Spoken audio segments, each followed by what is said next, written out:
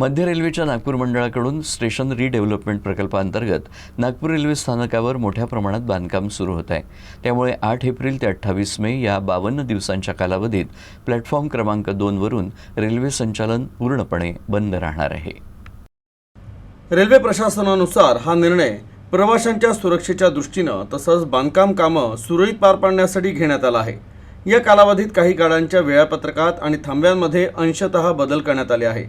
विशेष म्हणजे दिल्ली मार्गावरून दक्षिण भारताकडे जाणाऱ्या 3 प्रीमियम गाड्यांचा थांबा आता नागपूरऐवजी अजनी रेल्वे स्थानकावर देण्यात आला आहे।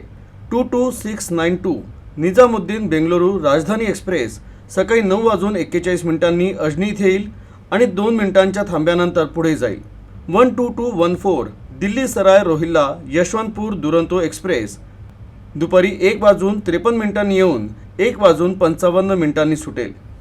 11270 निजामुद्दीन चेन्नई दुरंतो एक्सप्रेस बुधवार आणि रविवार सकाळी 5:51 येऊन 5:53 सुटेल।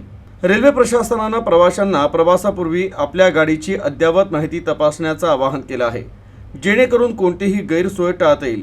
तात्पुरत्या बदलांमुळे काही अडचणी निर्माण होऊ शकतात, मात्र या प्रकल्पामुळे भविष्यात नागपूर रेल्वे स्थानक अधिक आधुनिक आणि सुविधायुक्त होणार आहे, असा विश्वास रेल्वे विभागाने व्यक्त केला आहे।